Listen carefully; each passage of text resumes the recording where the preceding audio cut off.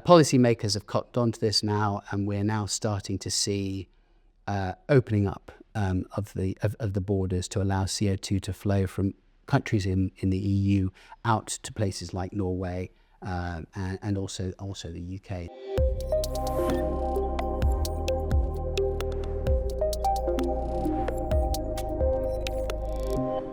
Hello, I'm Ed Reed, the editor of E-FWD, and I'm here today with Nick Terrell from Carbon Catalyst. Nick, hello, welcome to the studio. How have you been? Tell me about Carbon Catalyst. What do you guys get up to? Yeah, so we're a carbon transport and storage development company. There's not many of us, certainly in the North Sea anyway, and we've built a portfolio of carbon storage projects that we're moving forward with our partners. I suppose people may have come across you with the news earlier this year from Perenco and Poseidon and the sort of carbon test. It looked really interesting. Tell us a little bit about that and how that worked out. Yeah, sure. So one of the key kind of work program elements that we need to undertake as part of our kind of regulatory commitments, and also for us to get comfortable with our ability to store CO2 in the reservoir, was to actually go out and inject CO2.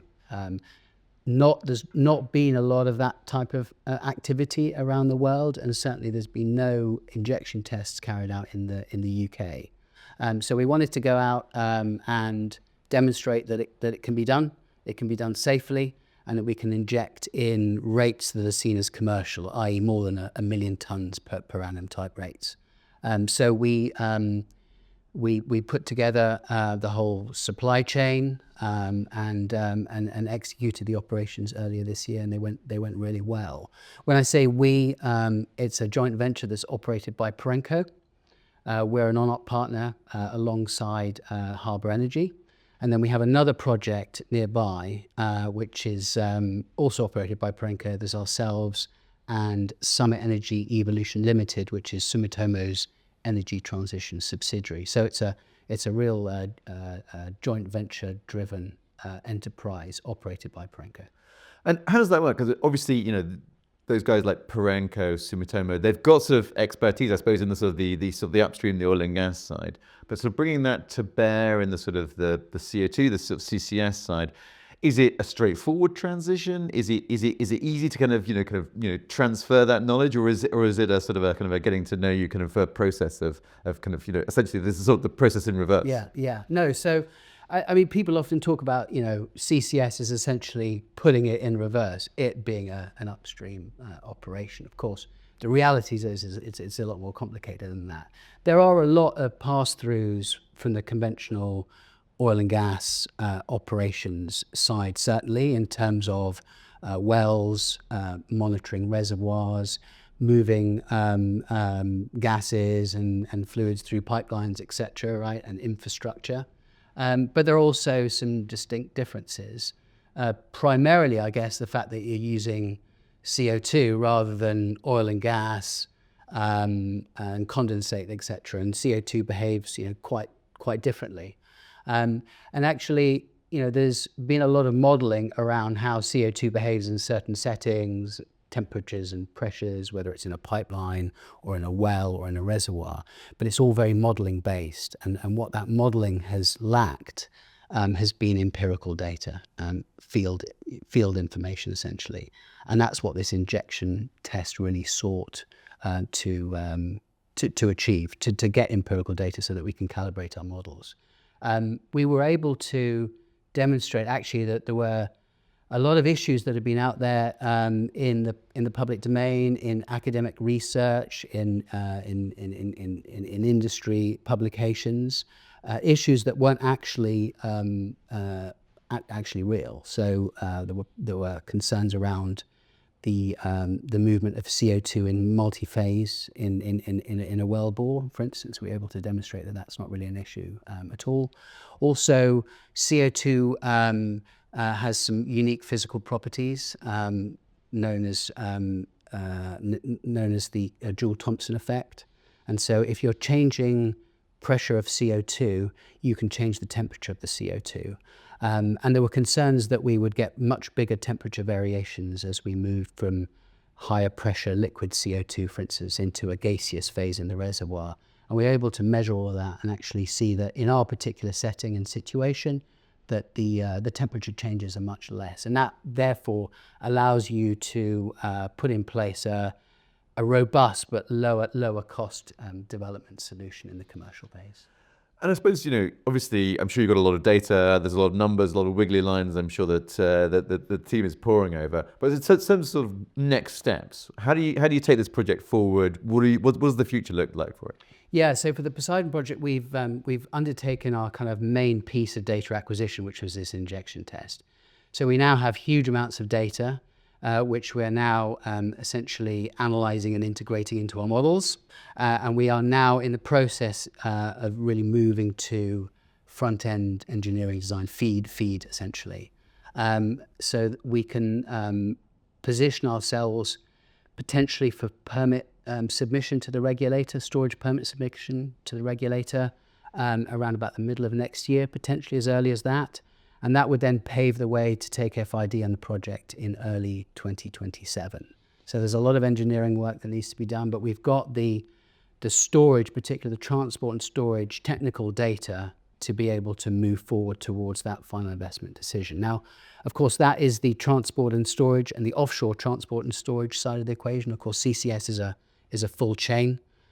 So a big focus for us now is commercial engagement with our emitters and our anchor customers for the phase one of the project. I suppose that's kind of crucial, isn't it? Because I suppose looking at the sort of track one project, which we've seen sort of progress in over the last sort of 12 months or so, and obviously there's going to backed up by the government. How does it work for a project that isn't backed up by the government? What's your route to market? Yeah, so we've seen in terms of the sort of CCS deployment, right? We've had the initial project in the UK, for instance, that have taken FID, Northern Endurance Partnership and HyNet Liverpool Bay on the other side of the country. Two big projects moving forward, which is fantastic for the sector, fantastic for the UK in terms of energy transition and decarbonisation. These are so-called regulated asset base projects or models, and they require significant state intervention, support, subsidy, etc. That's great, but to move the sector forward, we need to step off that subsidy bandwagon, and we need to allow more market forces to play here. We need to move ultimately to a more merchant type model. Now that will take time, of course. What these early projects will allow us to do is, again, a little bit like the injection test, but on a much bigger scale and a broader scale. It will give key stakeholders in the industry more data, more information. It will get the insurance sector more comfortable with the technology. It will get investors, have a better understanding for investors in terms of what are the risks, what are the ultimate returns, and how does the full chain operate essentially. We'll get performance and operability information around the full chain. And that will allow private sector capital in particular to come in and displace the initial subsidy funding that we've seen for a lot of these early projects. It would also allow the insurance sector to come in and step into the state-backed guarantees that we're seeing with these current early mover projects. Where Poseidon fits in this is a really interesting one, because Poseidon's a very, very large store. It's about a billion tons of storage capacity, so it's probably one of Europe's largest offshore storage sites. However, we're starting small. Mm-hmm. So we'll be starting with an initial phase of around about 1 million tons per annum, which is smaller than the other projects, maybe even less, maybe even 500,000 ton per annum. We'll see where we get to. And the reason why we can start small is that we can start the initial phase project at much lower cost. So we're reutilizing existing gas production infrastructure, so wells, platforms, ultimately pipelines. And we'll also be able to leverage Perenco's existing operating capability. They have a big workforce in Great Yarmouth, in Norwich, and across East Anglia in the region, a lot of engineering capability, and an existing gas production business that's in place and working. And we're able to basically benefit from that. So we can operate the early phase projects or the project itself at much lower cost. And because we're doing the infrastructure reutilization, it means that our initial capital cost, our capex, is much lower, and that allows us to start at a much smaller rate and yet still deliver the competitive transport and storage fees that we'll be charging our emitters. And sort of looking ahead, I mean, what does the future look like for you? I mean, obviously you've got Poseidon, which I'm sure is keeping you busy, but are there sort of other areas? Are you sort of looking maybe beyond the UK? Is there anything that's tickling your interest? Yeah, so I mean, at Carbon Catalyst, we're very focused on the UK at the moment. The project we're talking about, Poseidon, is in many ways all-encompassing. We're a relatively small company. Within Poseidon, there's growth cross-border into the EU market as well, which we can touch on maybe later. So there's a lot of activity around that longer term. We also have another project, Orion, which is a separate project that is around about 2 years back set from Poseidon, probably. It sits just off the coast of Humberside. It's actually some of the closest depleted fields to the Humberside area, which is the UK's biggest industrial emissions centre, should we say, right? So it has a big role to play there and support kind of future build out of storage. So that's a growth area for us as well. But really at the moment, it's really about moving these two projects forward in the UK and delivering them to a point where we can take financial close and we can start construction in an initial commercial phase. And I suppose just as a final question, obviously that sort of European question I think is very interesting. I mean, I suppose the UK ETS kind of came out of the EU ETS and it looks like so maybe sort of moving back towards it. We've got the sort of the CBAM coming in. To what extent are you sort of relying on sort of European linkages to progress your plans? Yeah, so when we started the company back in 2020, in fact, we did a big screening exercise across Northwest Europe with a particular focus on the UK. And we saw the Le Mans depleted gas field, which is the storage site for Poseidon, as a great strategic location for storage, and no one really focusing in on it. And that's why we honed in and we submitted a carbon storage application for that project. It's very strategic because, yes, it sits adjacent to the Bacton gas processing terminal and the strategic infrastructure around that.